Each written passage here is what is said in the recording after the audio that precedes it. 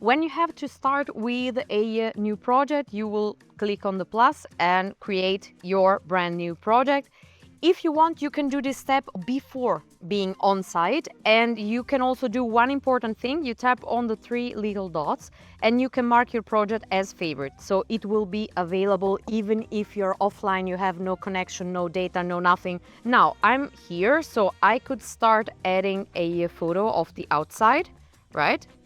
I can take a picture of the property. So this will be my main picture at the project level on my document. If we want, we can also add a video. So we have the entire property, and I would start like this and I move around. Once you completed your videos, you tap on next and you save it. You can record up to 5 minutes and you have also the entire property documented. One important thing, when you take your pictures, as you can see here in mine, that I have day and time, you can activate that also on your photos, so you will have the GPS coordinates.